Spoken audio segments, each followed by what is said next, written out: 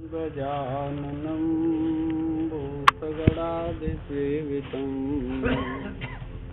कपित्थजम्बूफलचारुभक्षणम् उमासुतं शोकविनाशकारकं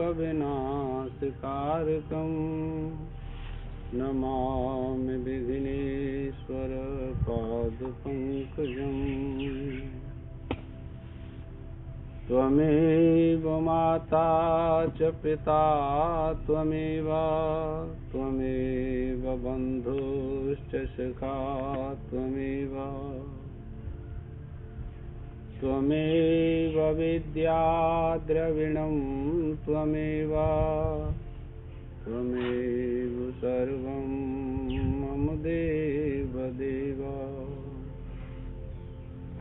श्रीहरिं परमानन्दमुपदेष्टारमीश्वरं व्यापकं सर्वलोकानां कारणं तं नमाम्यहम्। ब्रह्मानन्दं परमसुखदं केवलं ज्ञानमूर्तिं वन्दातीतं गगनसदृशं तत्त्वमस्यादिलक्षणम् एकं नित्यं विमलमचलं सर्वधी साक्षिभूतम्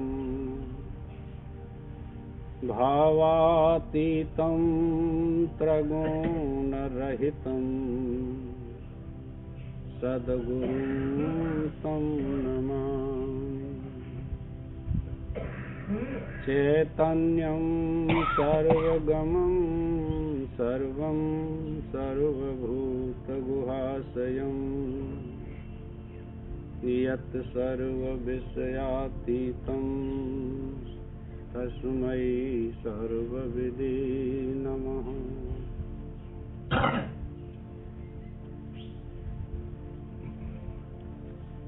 ओम।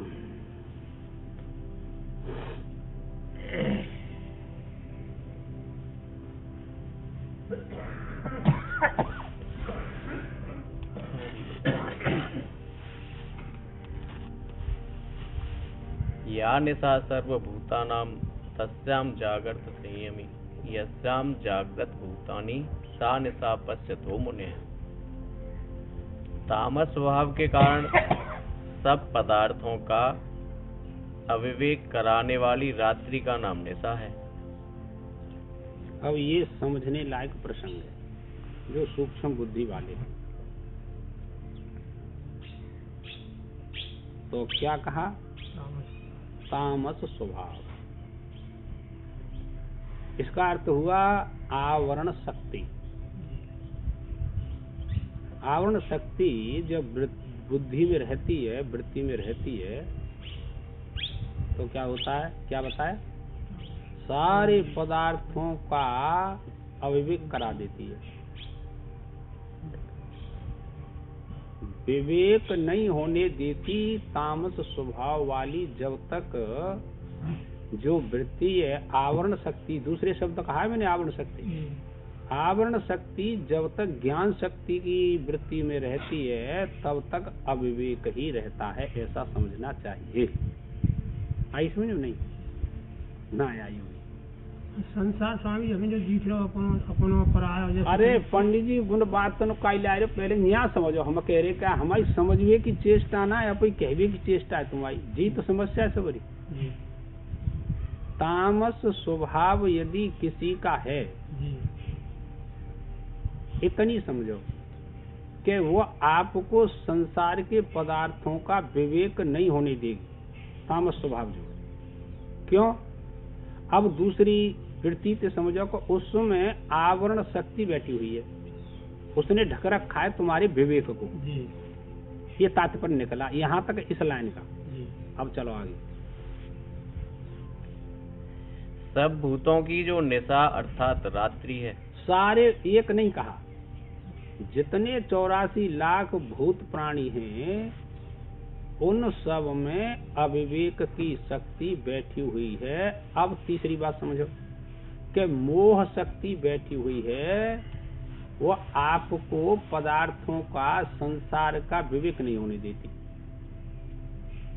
मोह शक्ति चली गई, आपको विवेक हो जाएगा।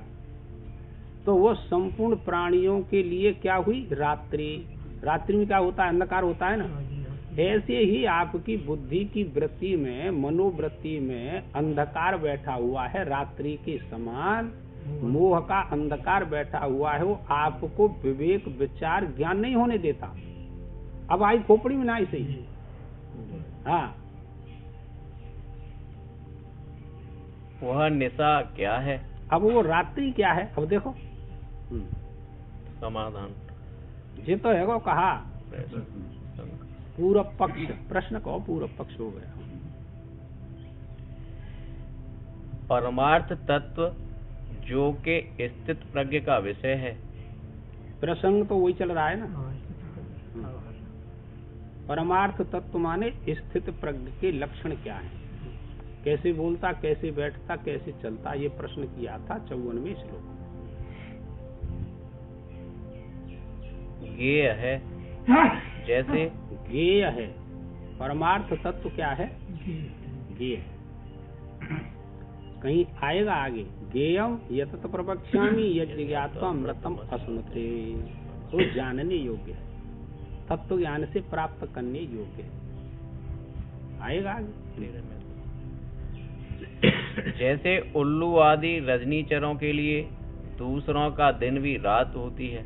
अब एक दृष्टांत दिया जी, कैसे मोह से ग्रसित पुरुष जिनकी बुद्धि में, मोह वृत्ति में अंधकार बैठा हुआ है और वो संसार के पदार्थों की खोज में, प्राप्ति में लगे हुए हैं, वो कौन है? उल्लू के समान है। क्यों? कि अब आपके लिए तो दिन है, सभी जीवों के लिए दिन है, पर उल्लू आंख करके बंद बैठा, देखा पेड़ पे, करो रात्रि है गई। क्या है गई? रात्रि है गई। ऐसे मानता है वो। उल्लू ये श्रुति है, उल्लूकस्य तमो भानुरंधकार प्रतीयते, ये श्रुति है दृष्टांत में। स्वप्रकाशे परमानंदे मूढ़स्य तमो जायते। समझे? तो कैसी श्रुति ने अर्थ किया कि उल्लूकस्य तमो अंधकार भानु प्रतीयते। अरे उल्लू को जैसे प्रकाश भी अंधकार प्रतीत होता है, उसी प्रकार से मैं स्वयं प्रकाश परमानंद स्वरूप आत्मा हूँ, ऐसा ज्ञान न करके उल्लू के समान जो मोहग्रस्त पुरुष हैं वो संसार को ही सत्य मान लेते हैं। उनके लिए ये संसार आत्मज्ञान कैसा है? अंधकार के समान है। ये अर्थ। वैसे ही निशाचर स्थानीय जो संपूर्ण अज्ञानी मनुष्य हैं। निशाचर स्थानीय का पड़ेगा शंकराचार्य की गीता। निशाचर ऐसा करते हैं, कैसा करते हैं? अधर्मम धर्मनिति, अधर्म को धर्म मान लेते हैं निशाचर। खाओ पियो, बेईमानी करो, झूठ कपट जबरदस्ती हिंसा झगड़ो, दुनिया भर की, ये निशाचरों का काम है लाला।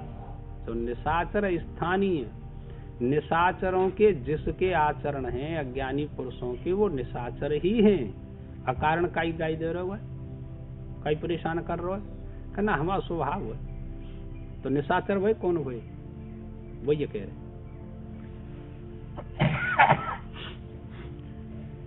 जिनमें परमार्थ तत्व विषयक बुद्धि नहीं है, वो निशाचर स्थानीय है। परमात्मा को यज्ञ, दान, तप, जप, शास्त्र, स्वाध्याय नहीं है, वो निशाचर स्थानीय है। वाणी के 4 दोष, मन के 3 दोष और शरीर के 3 दोष, 10 दोषों से ग्रसित ही निशाचर स्थानीय निशाचर हो जाता है। उन सब भूतों के लिए अज्ञात उन सब भूतों के लिए अज्ञात होने के कारण यह परमार्थ तत्व रात्रि की भांति रात्रि है। अब तो कितना फैसला कर दिया। जो अज्ञानी पुरुष हैं, ये परमात्मा उनके लिए रात्रि के समान रात्रि है। भरण पोषण में लगे रहते हैं, उनको कोई प्रयोजन नहीं परमात्मा से। भजन ध्यान चिंतन कीर्तन कभी नहीं करते, का मतलब प्रयोजन। यह भूत शब्द प्राणी मात्र सबसे प्राणी 84 लाख योनि और उससे भी भिन्न सब भूत प्राणी है गए। सारे भूत भूत क्यों कहा कि पंच महाभूतों के बिना किसी भी जीव का शरीर निर्माण नहीं हो सकता। इसीलिए भूत प्राणी, प्राणी क्यों कहा कि प्राणों का संचार होता है, श्वसन क्रिया। बस देता। उस परमार्थ तत्व रूप रात्रि में अज्ञान निद्रा से जगा हुआ संयमी अब अज्ञान निद्रा से जाग गया, मोह से जागृति हुई कि क्यों भाई मैं परमात्मा को प्राप्त करूं जिसने मेरे को बनाया है। तो ये तो अज्ञान था मेरा अब तक, अब तो जाग गयो। उस रात मोह रूपी रात्रि से जग गए आप लोग और उसके लिए दिन रात प्रयत्न कर रहे हैं। यही विचार, यही विवेक दृष्टि है। चाहे कर्म करो, चाहे उपासना करो, चाहे ज्ञान करो, पर जागे तो सही। विवेक की दृष्टि। इसीलिए कहता है शास्त्र कहो संसारी लोगों अज्ञानी पुरुषों, मोह निशा में सोए हुए जागो और खड़े हो जाओ, अपने लक्ष्य की पूर्ति करो। कहता है अर्थात जितेंद्रिय योगी जागता है। अब जागा हुआ कौन है? जितेंद्रिय, जिसने इंद्रियों को जीता है, जिसने मोह को जीता है। भगवान ने गीता में कहा यही तीर्जते सर्वो साम्य स्थित मन। जिसने अपने मन को जीत लिया है वो जितेंद्रिय हो जाता है। समझे? सर्व माने जन्म को जीत लिया, मरण को जीत लिया, जो जाग गया है। ये लिखा तुलसीदास ने, क्या लिखा? जानियत वही जीव जग जागा, जब सब विषय विलास विरागा। विलासता का जीवन जीना छोड़ दो तो आप जाग गए। इंद्रियों के भोगों में रमण मत करो तो आप जाग गए। परमात्मा के लिए यत्न करो, यज्ञ दान तप जप ध्यान, तो आप जाग गए। अन्यथा नहीं करते तो सोए हुए हैं। मरो जन्म मरो जन्म, कितना मेहनत करेंगे आप? वो ये कह रहे हैं। ग्राह्य ग्राहक भेद रूप जिस अविद्या रात्रि में सोते हुए। ग्राह्य ग्राहक, यह प्राप्त कर लिया वह प्राप्त करूंगा, बड़ा सुखी हो गया, यह किसका भेद किया हुआ है? कि अविद्या मात, अविद्या के द्वारा दिन रात लगा हुआ है। ऐसे ही है भाई काम। कौन छोड़े तू बता? इस संसार ऐसा ही चला रहा है, ऐसा ही चला जाएगा।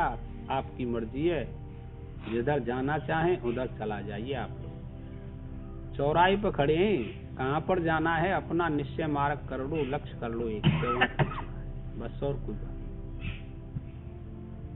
ये मनुष्य जीवन किनारा है, समझे? तो किनारे पे बैठ करके उसमें एक शहर में लिखा है, रब उनका नहीं जो मौजों में तूफान के मारे डूब गई। रब उनका नहीं जो मौजों में तूफान के मारे डूब गई। रोना है उनकी किस्मत को, रोना है उनकी किस्मत को, जो बैठ किनारे डूब गई। किनारो है, तुम्हारी राजी है, चाहे तो डूब जाओ और चाय भैया, ये तो आप लोगों की मर्जी है। रब माने परमात्मा उनका नहीं है जो मौजों में डूब रहे हैं, दिन रात मौज ले रहे हैं। अरे मौज ले ले फिर का मनुष्य शरीर में लेगो। मन में आवे खूब झूठ बोलो, मन में आवे खूब बढ़िया खाओ, न खाने योग खाओ, यानी सारी व्यवस्था है ना, ये तात्पर्य है।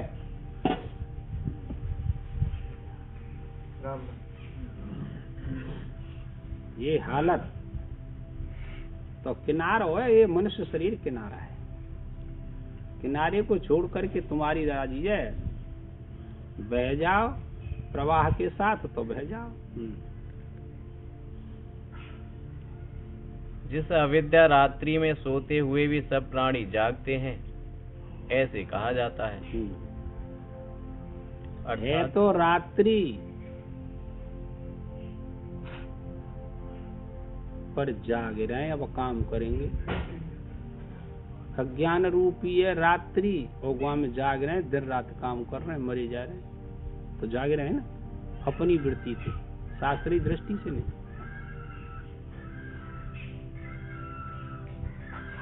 क्या खेल बनाया हो।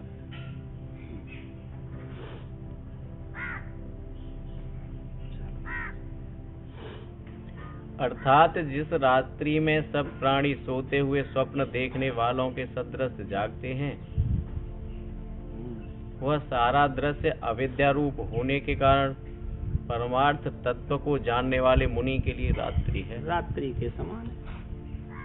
स्वप्न में अनेक प्रकार के दृश्य देखता है, ऐसे ही अज्ञानी पुरुष इस जागृत अवस्था में अनेक प्रकार के क्रियाक्रम दृश्य देखता है, बहता रहता है। तो ये किसका किया हुआ? अविद्या का। और जब विवेक विचार होता है तो इससे वो उपराम हो जाता है, बस और कोई बात नहीं, वो जाग गया।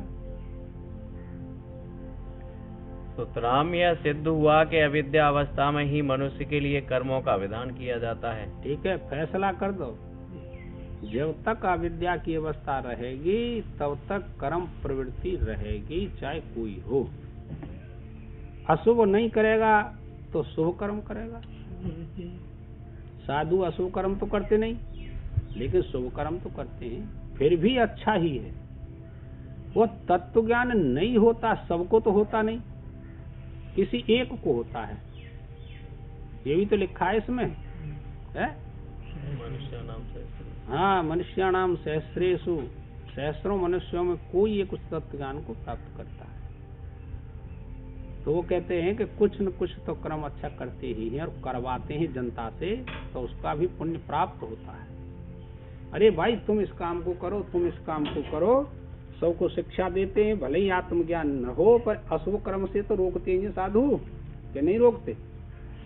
साधु तो रोकते हैं, और कोई माने न माने वो बात अलग है। अविद्यावस्था में मनुष्य के लिए कर्मों का विधान है, विद्यावस्था में नहीं। ठीक, जहाँ कर्म की प्रवृत्ति है वहाँ क्रिया अवश्य होती है। ज्ञान में क्रिया से रहित होता है ज्ञान, उसमें किसी प्रकार की क्रिया नहीं होती ज्ञान में भाई, इतना ध्यान रखना। क्योंकि जैसे सूर्य के उदय होने पर रात्रि संबंधी अंधकार दूर हो जाता है, उसी प्रकार ज्ञान उदय होने पर अज्ञान नष्ट हो जाता है। ज्ञान उदय जिम संशय नहीं, लिखा है कहीं? भयं प्रकाशकतो। अरे वो तो वेदांत में तो इतनी शब्द बोलो जिनसे तो काम चल जाए। प्रकाश की बात है। हाँ,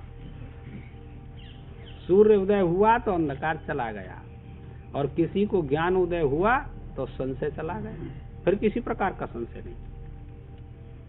4 प्रकार के संशय बताए। पेंगी रस ब्राह्मण की उपनिषद है, आपने नहीं पढ़े, समझे? तो उसमें भी यह बात बताई, और छांदोग्य में भी अपकौशल विद्या में यह प्रसंग आया, मैंने बताया था, पर आप को ध्यान नहीं रहता है। ऐसा अक्षिणो पुरुष आत्मा, छांदोग्य की श्रुति है, सामवेद की। अक्षिणो पुरुष माने दाहिने नेत्र में जो पुरुष दिखाई देता है वह कौन है, ये प्रश्न किया है। तो ये कितने भेद बताए थे इसके? 4 भेद बताए थे। उपासना किसकी की जाए कि नेत्र में जो पुरुष दिखाई देता है उसकी उपासना करो, पूर्व पक्षी कहता है। अब तुम किसी के नेत्र के सामने खड़े हो जाओ तो तुम्हारा प्रतिबिंब उसके नेत्र में दिखाई देगा, तो उसकी उपासना करें या देखना आप विचार करके कि नेत्र में बैठ करके देखने वाला कौन है? जीवात्मा है, उसकी उपासना करें। तो जीवात्मा की तो उपासना करता नहीं, थोड़ी यहाँ समझ लेना चाहिए। तो फिर किसकी उपासना करें? वो कहते हैं कि तो देवता की उपासना करें, देवता भी तो है। सूर्य नेत्रों का देवता है कि नहीं? अपनी रश्मियों से प्रत्येक के नेत्र में विराजमान होता है, तो उस देवता अनुग्राहक देवता की उपासना करें। कितना हो गया? 3 हो गया। चौथा कहा कि ईश्वर व्यापक है, तो नेत्र में भी है, उसकी उपासना करें। ये देखने वाला कौन है? पढ़ेंगे आप जब सल पढ़ेगी तो वो कहते हैं कि भाई देवता की उपासना, पूर्व पक्षी कहता है कि छायावाद की तो उपासना कर नहीं सकते, जीव की क्या उपासना करेगा? और देवता की उपासना से क्या? देवता हर समय तो नहीं रहता, रात्रि को नहीं रहता, तो परिच्छिन्न की क्या उपासना करना? तो फिर के ईश्वर व्यापक उसकी उपासना करना जो सबके नेत्र में बैठकर, सबके सिरोत्तरों में बैठ करके सुनता और देखता है, उसकी उपासना करनी चाहिए। ये उपासना 2 प्रकार की होती है। एक उपासना तो भावना की जाती है, उसमें और कुछ नहीं करना पड़ता। दूसरी उपासना में परमात्मा के स्वरूप का ध्यान चिंतन किया जाता है, मंत्र का जप किया जाता है। यहाँ 2 उपासनाओं का वर्णन किया शास्त्रों में। वैसे 3 प्रकार की उपासना भी वर्णन किया है। चलो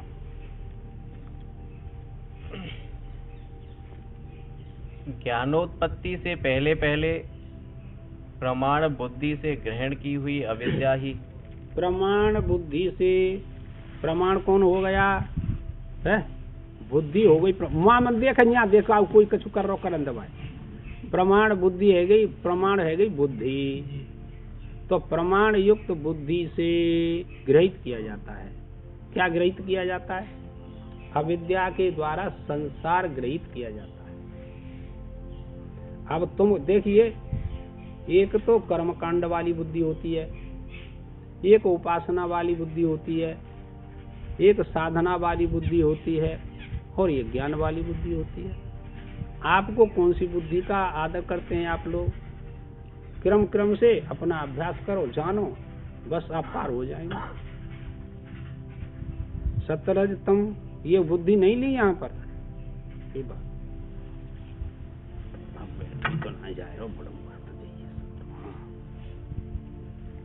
प्रमाण बुद्धि से ग्रहण की हुई अविद्या ही क्रिया कारक और फल आदि के भेदों में। क्रिया कारक फल भेदो ही संसार का लक्षण कर दिया, समझे? तो वो कहते हैं ये क्रिया कारक फल भेद किसने किया? कि अविद्या ने किया। क्यों? कि जितनी क्रिया होती है अविद्या जन नहीं होती है। पहले बतला दिया कि ज्ञान में क्रिया नहीं होती, तो अविद्या के द्वारा ये सब काम होते रहते हैं और वो बुद्धि करती है। प्रमाण कौन हुआ कर्म की प्रधानता में? अविद्या में कि बुद्धि?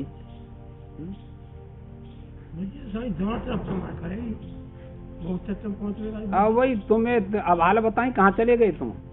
क्या बुद्धि बताएं? अंत मन जाओ करो, यहाँ रहो करो, सुनो करो। पहले कर्मकांड की बुद्धि बताई, उपासना की बुद्धि बताई, साधन की बुद्धि बताई और ज्ञान की बुद्धि बताई, ये बात बताई। तो चले गए अंत, तुम्हें क्या करूं?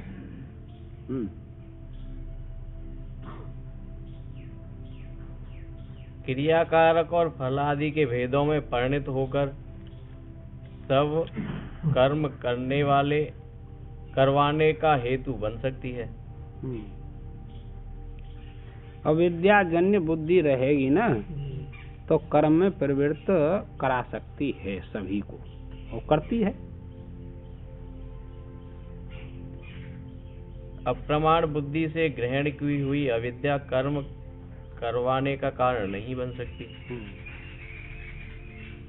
प्रमाण रहते ही ये बुद्धि, तो फिर कर्म कायम करवावे। कर्म करने वाला कौन? बुद्धि न होए काऊ में, फिर क्या कर्म करेगा? बस तो वही कह रहे। प्रमाण को लक्षण तो याद करना चाहिए। प्रमाकरणम प्रमाणम, प्रमा का जो करण होता है उसे प्रमाण कहते। प्रमा माने ज्ञान के, वही प्रमाण होता है। क्योंकि प्रमाण स्वरूप वेद ने मेरे लिए अमुक कर्तव्य कर्मों का विधान किया है। अब प्रमाण, आगम प्रमाण आ गया, वेद प्रमाण आ गया। मेरे लिए यह कर्म करो या न करो, इसका ज्ञान हमको कौन कराता है? वेद कराता है, शास्त्र कराते हैं।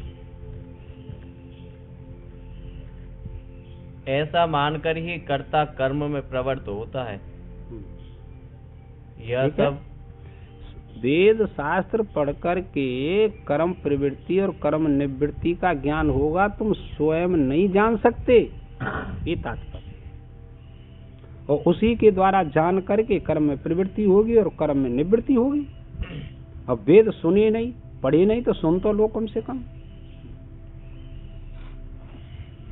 यह सब रात्रि की भांति अविद्या मात्र है, हाँ, इस तरह समझ कर नहीं होता। ठीक बात। दौड़ धूप क्यों है रही है? वहाँ तो हत्वा वृंदावन में, काशी में, यहाँ ना आप ही परमात्मा, इसीलिए तो है रही है। अविद्याजन्य वृत्ति है, और कोई बात ना आती। ये कर्म की गुत्थी ऐसी है कि हाली सुलझत ना लाला। भगवान की कृपा है जाए, ईश्वर कृपा है जाए, तो बात समझ में आएगी। जिसको ऐसा ज्ञान प्राप्त हो गया है कि यह सारा दृश्य रात्रि की भांति अविद्या मात्र ही है। हाँ, ये बात है। फिर न कहूँ आनो न कहूँ जानो, फिर क्या लेना देना। उस आत्मज्ञानी का तो सर्व कर्मों के संन्यास में ही अधिकार है, प्रवृत्ति में नहीं। ठीक है सा, न नहाना न धोना, न सोना न जगना, ऐसा है जान तो। हाँ, रहना।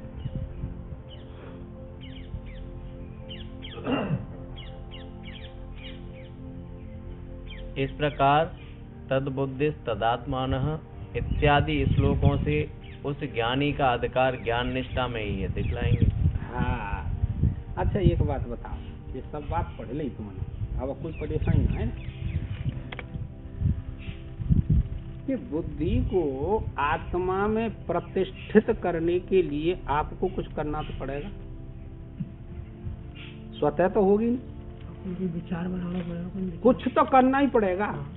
ये इस श्लोक का यही अर्थ आएगा, तद्बुद्धि तदात्मा तन्निष्ठा तत्परायण। समझे? तो बुद्धि को पहले शुद्ध करना पड़ेगा।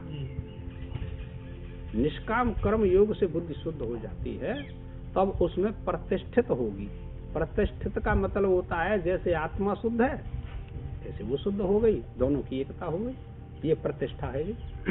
और कोई बात नहीं। पूर्व पक्षी उस ज्ञान निष्ठा में भी तत्ववेत्ता को प्रवृत्त करने वाला प्रमाण का विधि वाक्य का अभाव है,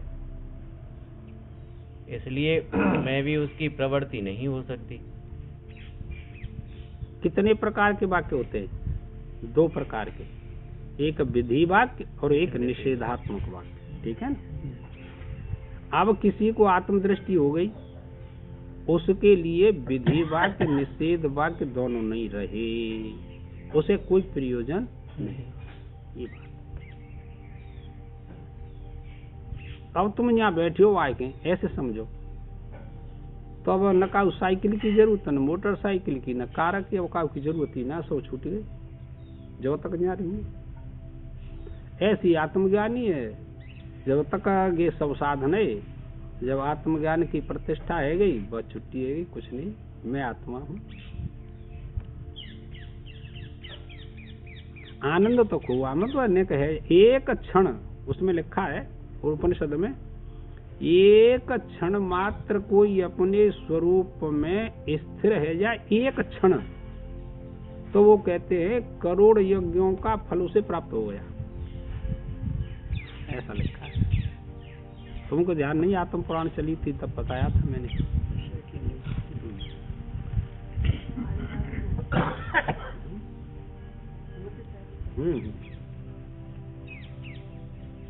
समाधान, यह कहना ठीक नहीं, क्योंकि आत्मज्ञान अपने स्वरूप को विषय करने वाला है। अतः अपने स्वरूप ज्ञान के विषय में प्रवृत्त करने वाले प्रमाण की अपेक्षा नहीं होती। वह आत्मज्ञान स्वयं आत्मा होने के कारण स्वतः सिद्ध है और उसी में सब प्रमाणों के प्रमाणत्व का अंत हो जाता है। प्रमाण उसकी सिद्धि के लिए नहीं है, अविद्या की निवृत्ति के लिए प्रमाणों की आवश्यकता है। प्रत्यक्ष, अनुमान, उपमान, शब्द, अर्थापत्ति, अनुपलब्धि, ये सब प्रमाण है। ऐते और आगम प्रमाण इनसे भी अलग है। वो कहते हैं कि उस आत्मा की सिद्धि के लिए नहीं। क्यों? अरे वो तो स्वतः सिद्ध है। कैसे माने स्वतः सिद्ध है? क्या मैं हूं या तो सब कुछ स्वतः सिद्ध है?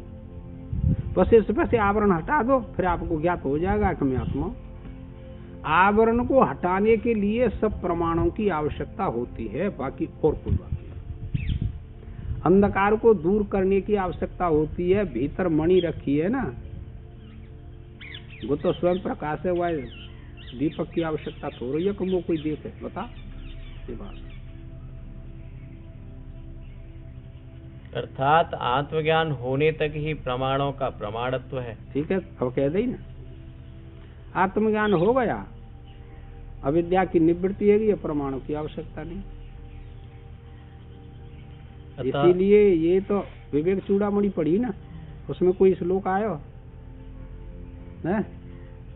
अविज्ञाते परे तत्वे शास्त्रस्तु धीतस्तु निष्फला विज्ञाते परे। तो ये श्लोक आया तो इसमें यह बात बताई कि बस अपने स्वरूप को जान लिया तो प्रमाणों की कोई आवश्यकता नहीं, व्यर्थ हो गए। और नहीं जाना तब भी व्यर्थ है, दोनों बात नहीं बांधे। हाँ। अतः आत्मस्वरूप का साक्षात होने के बाद प्रमाण और प्रमेय का व्यवहार नहीं बन सकता। त्रिपुटी समाप्त हो जाती है, न प्रमाण रहे, न प्रमेय रहे, न प्रमाता रहे, तीनों समाप्त हो जाते हैं। त्रिपुटी जहाँ होती है वहाँ ज्ञान होता है, कर्म होता है। लाला आत्मज्ञान रूप अंतिम प्रमाण आत्मा के प्रमातापन को भी निवृत्त कर देता है। इसका क्या अर्थ करेंगे? आत्मज्ञान, आत्मा का ज्ञान, प्रमातापना निवृत्त हो जाता है। प्रमाता कहते हैं अंतःकरण विशिष्ट चैतन्य को प्रमाता कहते हैं, जीव को प्रमाता कहते हैं। उसकी निवृत्ति हुई, आत्मा का ज्ञान हुआ। अरे मैं करता हूँ, भोगता हूँ, यही तो परेशानी चल रही है। और क्या परेशानी चल रही है? शांति निवृत्त होके उसी का बस प्रमाता चला गया। उसको निवृत्त करता हुआ वह स्वयं भी जागने के बाद स्वप्न काल के प्रमाण की भांति अप्रमाणी हो जाता है, अर्थात लुप्त हो जाता है। कोई पुरुष सोया हुआ है, स्वप्न देखा, अब वह जाग गया, तो स्वप्न के पदार्थों को लीन करने के लिए उसे कभी आवश्यकता नहीं होती। क्या होती है? जागने पर स्वतः लीन हो जाते हैं। वो जागने पर तुरंत अपने आप लय भाव को प्राप्त हो जाते हैं। ऐसे ही जब अपनी आत्मा का ज्ञान होता है तो ये सब प्रमाण स्वतः लीन हो जाते, कुछ नहीं। कैसे दृष्टांत हैं, बढ़िया बढ़िया।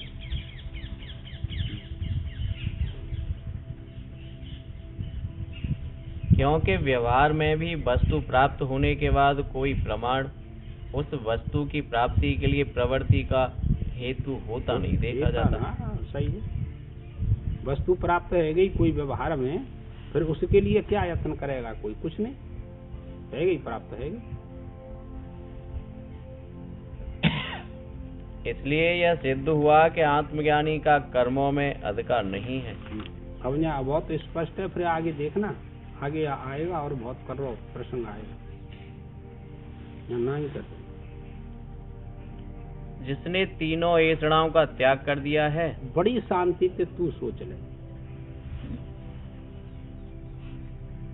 3 प्रकार की ऐसणा जब तक जिसके चित्त में रहती हैं तब तक इस आत्मा का दर्शन नहीं होता, परमात्मा नहीं मिलता। ये तो फिर साधु, अब परेशानी होगी खड़ी। तो एक ऐसणा साधु के पास ना है, पर 2 तो बैठी नहीं। पुत्तेषणा, वित्तेषणा, लोकेषणा, 3 प्रकार की ऐसणा है। तीनों में से एक उड़ेगी तो आत्मज्ञान नहीं होगा। अब तू जाए देख ले भाई, कृष्णा है तो पूर्व ज्ञान हो, गुआ तो जरूरत ना है, तीनों ऐसणा न की तू जरूरत है, तू अपन ज्ञान निराकरण कर, ये बात है। तीनों ऐसणाओं का त्याग कर दिया है, ऐसे स्थित प्रज्ञ विद्वान सन्यासी को ही मोक्ष मिलता है। ठीक है सर। और स्थिति के लिए अभ्यास करना चाहिए। ज्ञान तो आपको हो गया, विद्वान तो है गए आप, पर आत्मज्ञ नहीं हुई अभी, बहुत घोर अभ्यास करना पड़ेगा। भोगों की कामना करने वाले असन्यासी को नहीं। यदि कोई आत्मदृष्टि करना चाहता है तो अपनी बुद्धि वृत्ति को संन्यास के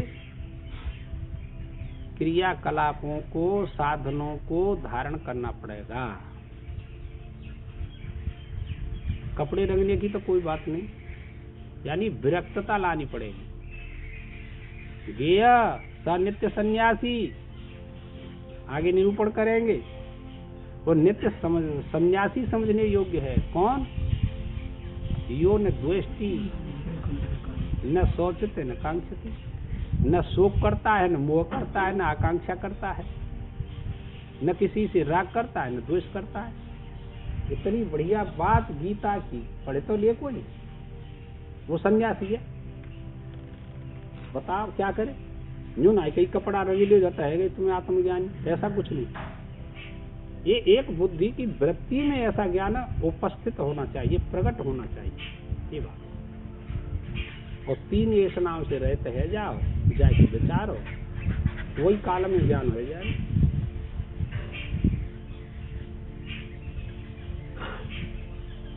इस अभिप्राय को दृष्टांत द्वारा प्रतिपादन करने की इच्छा करते हुए भगवान कहते हैं,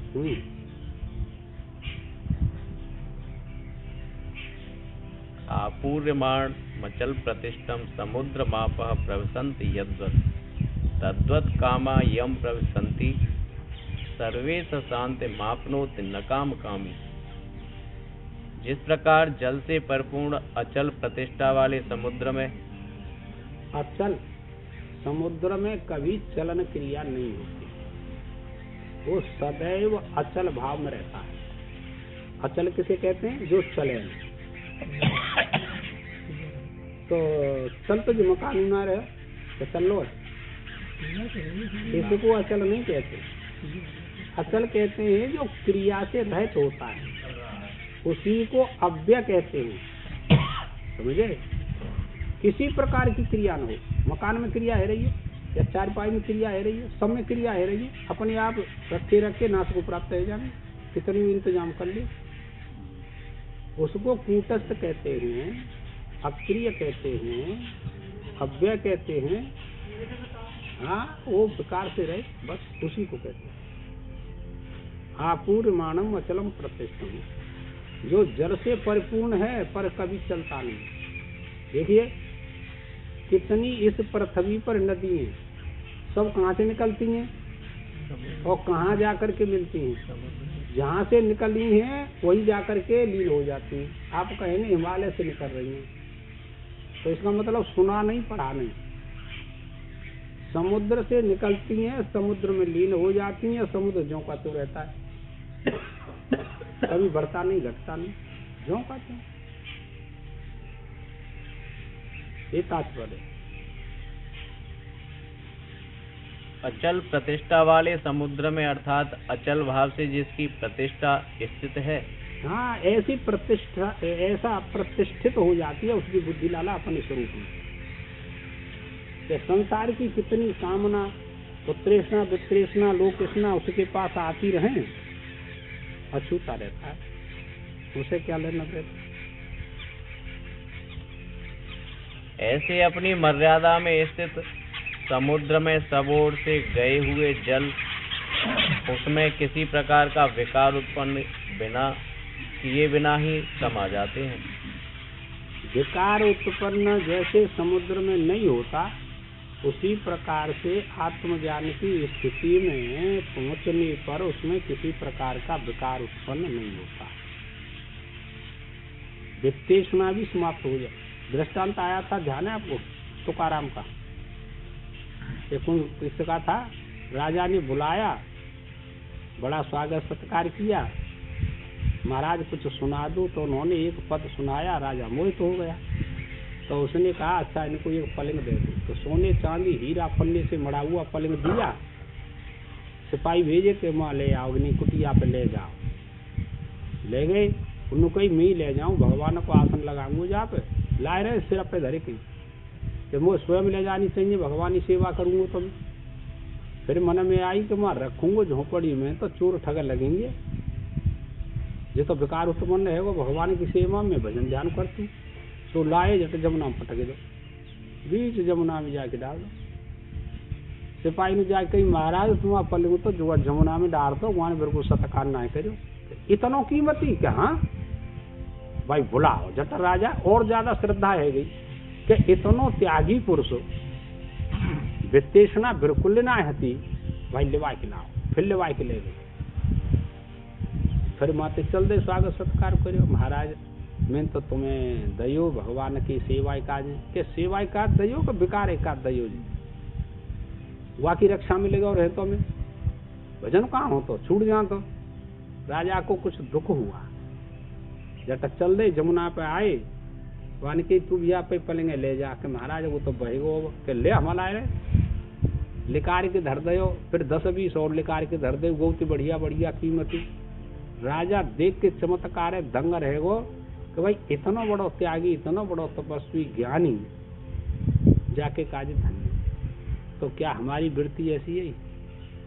तू बता। हवाला काव के 50 रुपया 10 रुपया जाय पड़े, तुम पीछे ते आए रहे हो गुंजू के भैया मैं तो जाय पड़ी, क्या हमें ना चले? यूँ कह देता हमें ना चला, काय की भगती है तुम बताओ। बिल्कुल वहाँ पहुँचवे के काज है जो काम पर सब ना करेगो गुई पावेगो। जिन खो जाते न पाइया गहरे पानी पेट में वपुरा बूढ़न गया राह किनारे बैठ, जो कूद पड़ो वो मोती ले आए, ना कूदो किनारे बैठे रहे अपने घर को चले जा ना आता।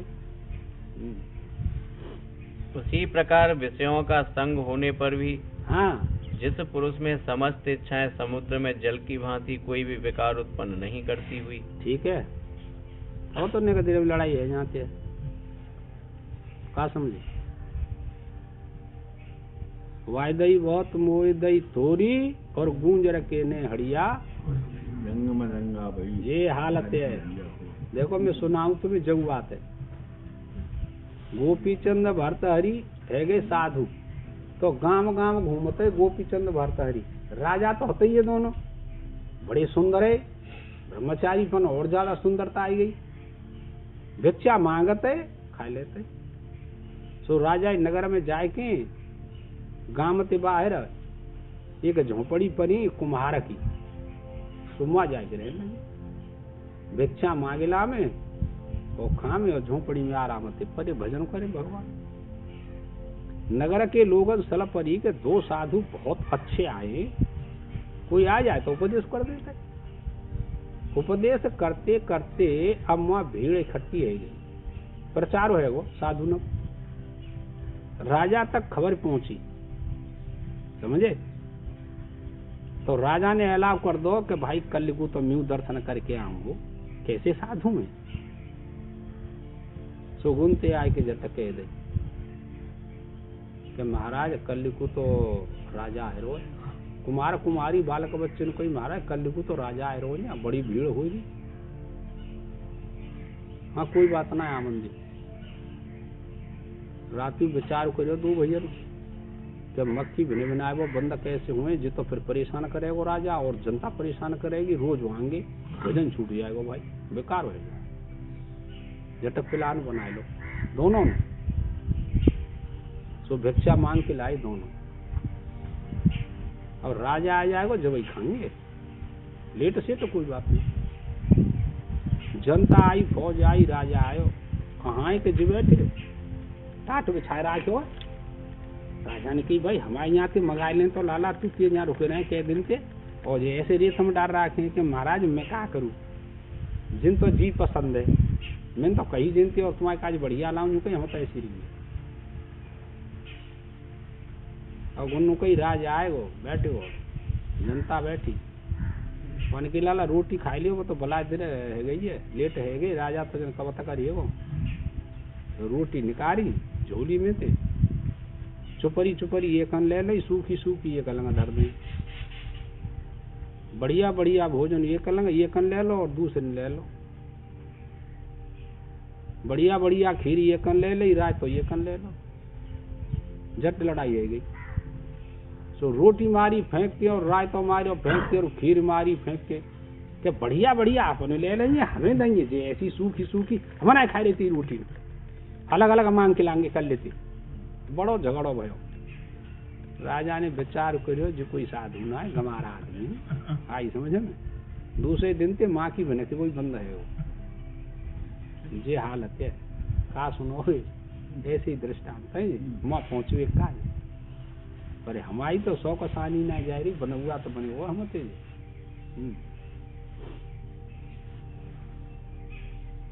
कोई भी विकार उत्पन्न न करती हुई सब ओर से प्रवेश कर जाती हैं।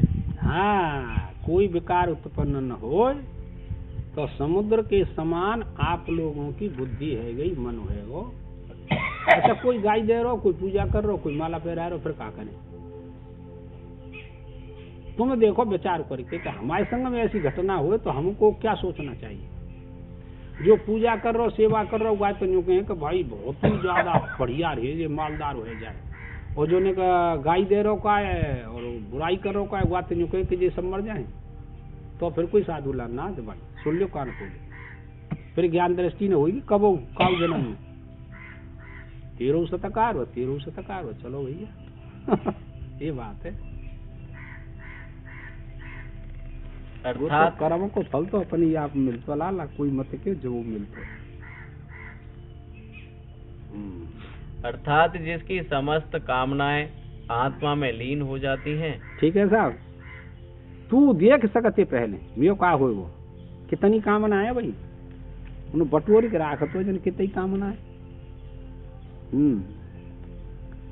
उसको अपने बस में नहीं कर सकती। किसको जिसको अपनी आत्मदृष्टि प्राप्त हो गई है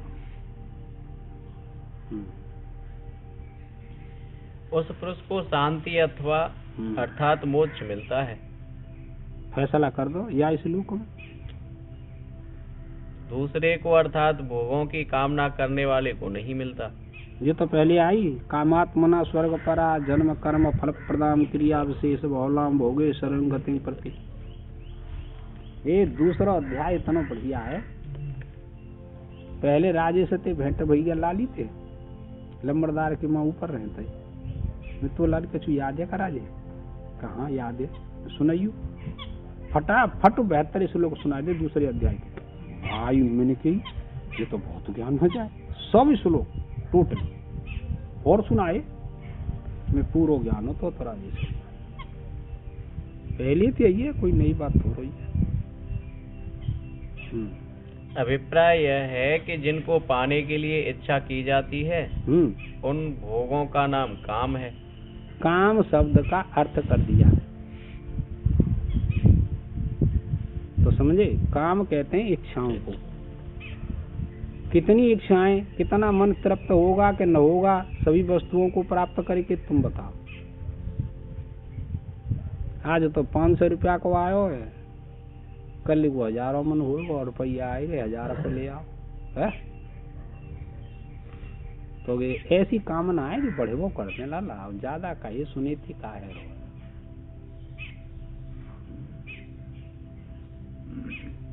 उनको पाने की इच्छा करना जिसका स्वभाव है वह काम कामी है। काम विहाय कामन सर्वान पुमाश्चरिता निर्ममो निरहंकार सशांत गई में आएगा अगर आएगो इस लोग वह उस शांति को कभी नहीं पाता। ठीक है साहब। अरे अगर आवेगो यद्रक्षा लाभ संतुष्ट हो, जो कुछ मिल जाए वो भी संतुष्ट कर लियो। ज्यादा काय को हत्या कर रहे, क्योंकि ऐसा है इसलिए विहाय कामान्य सर्वान पुमाश्चरित निह स्परः निर्ममो निरहंकार स शांत मदिगच्छति। कितना बढ़िया श्लोक। जो सन्यासी पुरुष संपूर्ण कामनाओं को और भोगों को अशेषतः त्याग कर, अशेषतः माने ये बिल्कुल शेष न रहे भोग बुद्धि की वृत्ति में मन में, वो सन्यासी है। अर्थात केवल जीवन मात्र के निमित्त ही चेष्टा करने वाला होकर विचरता है। अब आगे कहेंगे कि उसको जीवन मात्र के निर्वाह के लिए भी इच्छा नहीं रहती। यहाँ स्थूल दृष्टि से कह दिया, केवल भिक्षाटन करता है, बाकी किसी की आवश्यकता ही नहीं है। और हमारी तो बैंक भरी पड़ी है साधु न की, गृहस्थी ने को का पैसा है साधु न पना, बताओ। तो ऐसा आत्मज्ञान है कि उसमें सब छूट जाता है और सब समा जाता है।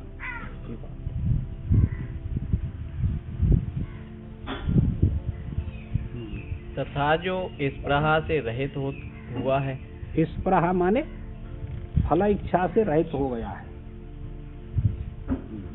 अर्थात शरीर जीवन मात्र में भी जिसकी लालसा नहीं है। अब विचारते जी कह दे, पहले कई शरीर निर्वाह मात्र के लिए भिक्षाटन करता है तो कोई परेशानी नहीं, लेकिन जब वृत्ति चढ़ जाएगी, जहाँ भूमि कर्ण को वर्णन आया हो, वहाँ कहते हैं कि उसको अपने शरीर से कोई संबंध, तादात्म्य संबंध तो खत्म हो गया उसका भाई।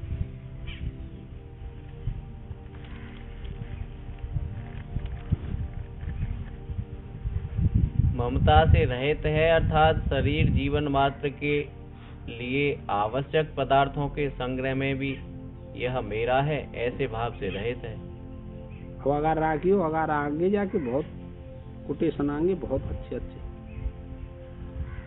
यह इदम मम, यह उसका चला गया, फिर किसके लिए संग्रह करेगा तू बता। देखो, तथा अहंकार से रहित है, अर्थात विद्वता आदि के संबंध से होने वाले आत्माभिमान से भी रहित है। अब तू देख रहे मेरे समान प्रवचन करने वाला कोई नहीं, मेरे समान विद्वान कोई नहीं। भाष्यकार कहते हैं कि यह अभिमान भी उसका गलत हो जाता है तो उस आत्मा की दृष्टि में पहुंचेगा, प्रतिष्ठित होगी उसकी बुद्धि, यह अहंकार नहीं रहता उसको।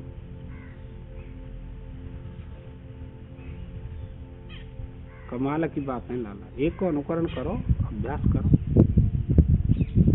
वह ऐसा स्थित प्रज्ञ ब्रह्मवेत्ता ज्ञानी संसार के सर्व दुखों की निवृत्ति रूप मोक्ष नामक परम शांति को पाता है, बस अर्थात ब्रह्म रूप हो जाता है। ठीक है साहब। बोलो सदगुरुदेव भगवान की जय। ओम पूर्णमदः पूर्णमिदं पूर्णात् पूर्णमुदच्यते